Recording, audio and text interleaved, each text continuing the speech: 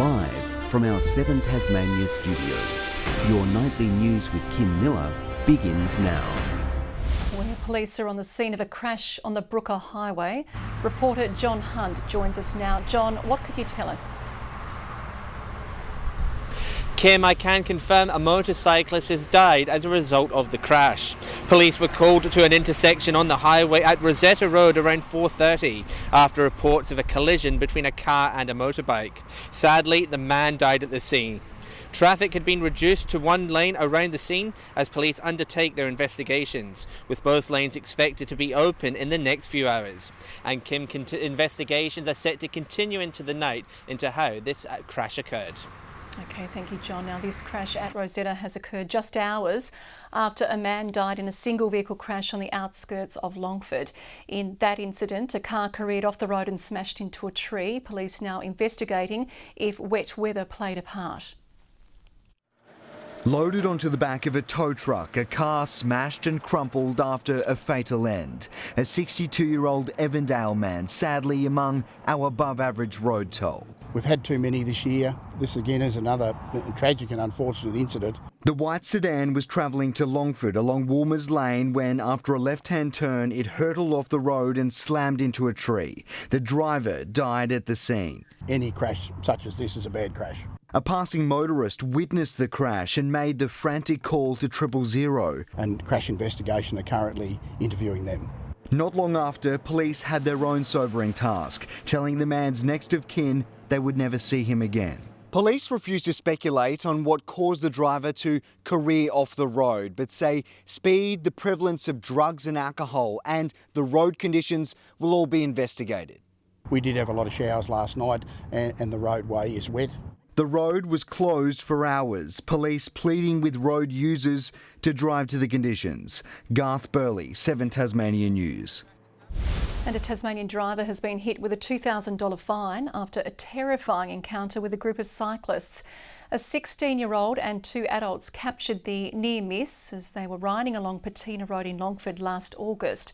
The approaching driver sounded his horn and was just centimetres from the group when he overtook them.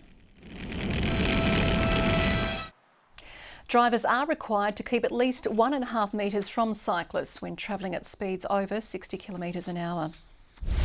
4 people are now accused of murdering a 59-year-old man in Sprint. A 28-year-old West Ulverston man and a 32-year-old Devonport man are facing a number of charges, including murder, for the January 23 attack.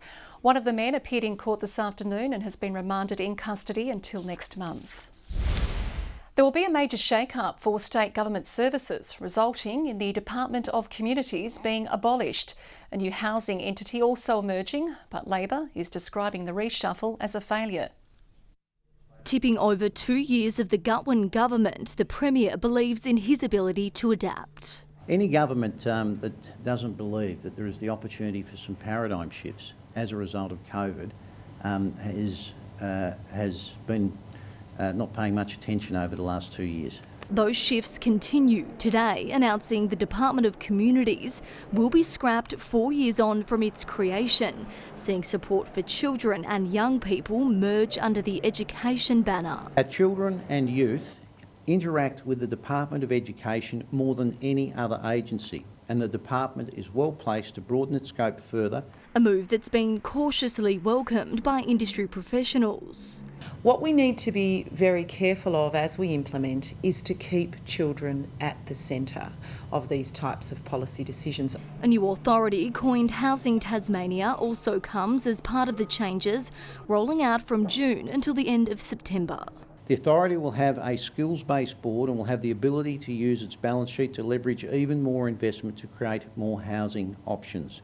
The opposition admits the news came as a shock, concerned for the remaining services which will be forced to move into other departments. There are some really important departments like family violence, like child safety, like disability, that will get lost in their new departments. These are critical portfolios for Tasmanians. Despite the shake-up, the government says no one will lose their job as part of the process. Instead, it wants to see increased investment across these services. But Labor isn't convinced. I have no confidence in any commitments he makes around job cuts, and I'm sure that there are many workers in the public sector this afternoon who are feeling very worried about that. The cost behind the reshuffle is yet to be determined. Grace Evans, 7 Tasmania News. There are calls for all government students from late primary upwards to be provided devices in case they move to remote learning. It comes after dozens of COVID outbreaks were reported in schools. The Tasmanian Council of Social Service says rolling isolation periods will cause disruptions for students who aren't equipped to learn from home. 853 new COVID cases were reported today, up 11 from yesterday. Metro mechanics have taken to the streets in protest, claiming they've spent more than a year repairing CCTV systems free of charge without it being part of their official job description. The Australian Manufacturing Workers Union behind the push, claiming discussions to resolve the issue have fallen flat. This is about the mechanics. The mechanics want to be doing work that they're trained to do and paid to do. No worker wants to go to work and work for free. It's quite clear Metro had a different position last year, and now they've changed that position to suit themselves. They should pay workers what they deserve, and they should give them the training they deserve. A Metro spokesperson says the maintenance of CCTV equipment is well within their scope of work, revealing it has spoken with the union about the tasks required. A world-first Tasmanian project tracking the impact of COVID-19 vaccines in the community has received a significant cash injection. The Clifford Craig Foundation awarding a $360,000 grant to Launceston-based trial Covulpop. Researchers will collect data on how the COVID jab affects the vulnerable, including pregnant women and the elderly. We're using very cutting-edge and broad immunology studies to get much deeper insights into what the vaccine actually does to your immune system. A number of other studies across Tasmania have also benefited from the latest round of the Foundation's grants. Powerball fever has gripped the nation with a monster jackpot of $120 million on offer in tonight's draw. Tasmanians have spent today buying what they hope is their golden ticket, as newsagents were flooded with hopeful customers. Who wants to be a multi-millionaire? Judging by the queue at this Sandy Bay newsagent, a few Tasmanians would like to be. Everyone's pretty keen to win it. Everyone always wants the winning ticket, so everyone's pretty cheerful. Powerball a whopping $120 million tonight, the second largest in Australian history. A new record also up for grabs. If one person takes home the entire $120 million jackpot this week, they'll also take home the title of Australia's biggest lottery winner ever. I'd probably help a lot of people out, donate a lot of money. I don't need a lot of money. I would probably provide for my family and extended family and give some away to charity. Local newsagents hoping to sell the golden ticket. Corey already promised a nice reward from one customer. There's a guy that comes in each week and he always promised me a nice car if he gets the winning ticket. Lotto figures show northern Tasmanians might have the best chance. Burnie and Devonport, the state's luckiest postcodes, with 2 major wins last year. Westbury, Bridgewater and Kingston also paying out big wins. With the draw closing at 7:30, those considering making a last-minute purchase are being urged to get their skates on and buy a ticket. Even people who don't normally play lotteries are contemplating putting their hat into the ring. It's always exciting having a ticket. You've got to be in it to win it. John Hunt, 7 Tasmania News. Last night, the Tasmania Devils boys side had its first hit out in a practice match at Campbelltown. The intra-club clash was a good chance for coaches and potential AFL recruiters to check out the current crop of local players.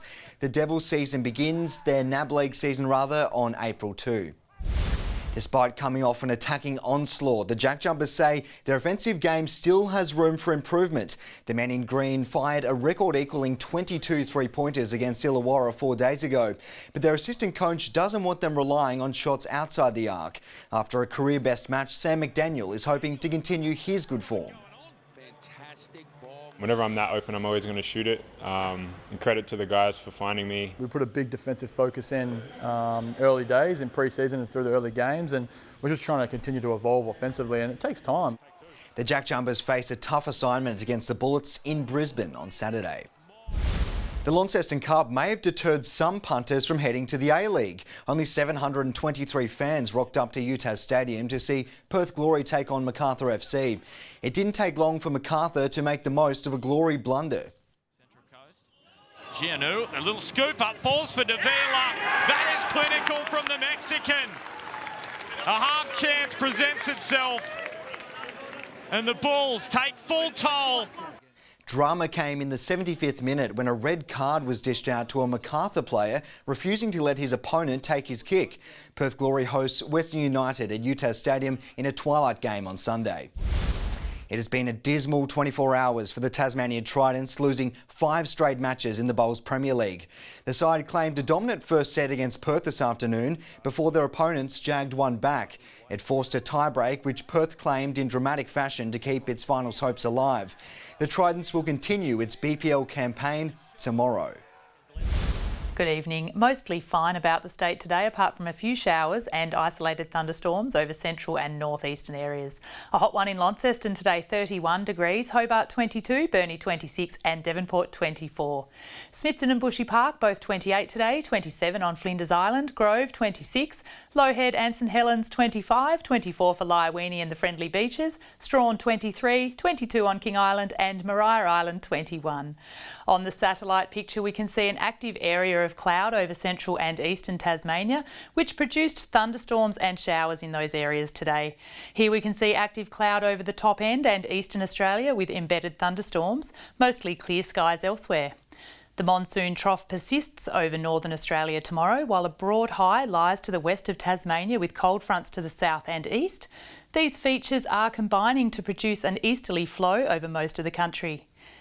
East to southeasterly winds 20 to 30 knots about the north, south to southwesterly winds 15 to 25 knots elsewhere, though south to southwesterly 10 to 20 knots about the far south during the morning and the afternoon. Seas 2 to 3 metres about the north, 2 metres elsewhere. A severe thunderstorm warning is current for heavy rainfall in parts of the northeast and east coast forecast districts, and there is a strong wind warning for the central north coast, Banks Strait and Franklin Sound, also the east of Flinders Island. Early drizzle in Hobart and Campania tomorrow, then a high of 19, and Huonville early drizzle as well, 20 degrees. Partly cloudy in Launceston and Georgetown, 25, 23 in Devonport with a possible shower. 21 in Burnie, a possible shower, Strawn, cloudy, 23, and a possible shower at Wynyard, 23. 19 and a possible shower at St Helens, 19 with drizzle at times for Swansea, and early drizzle at Port Arthur, 19 also. The UV very high 9 still, and the sun will set at 8:03 tomorrow night. On Saturday, cloudy with showers about the east, fine elsewhere. Sunday, cloudy with showers about the east and southeast, fine about the west coast and the chance of showers elsewhere. And on Monday, still cloudy about the east, tending to rain during the day, showers developing elsewhere, less likely about the west coast. Mostly sunny conditions for Perth, Adelaide and Alice Springs tomorrow. A cloudy 23 in Melbourne. Showers for Canberra 23 and Sydney 27 and Brisbane 25 with rain at times. And currently in Hobart, it's mostly cloudy 17, Launceston partly cloudy 24, Devonport mostly sunny 22. And before we leave you, we know some of you are wondering where Murph is. Well, he's still on holidays, but the most exciting news is that he's now become a grandfather. Congrats to Peter, Donna and family. Yeah, that's right, Carmen. I guess that means we get to call him Poppy Pete from now on, don't you reckon? Congratulations again to Peter, Donna and family. And on that happy note, good night, everyone.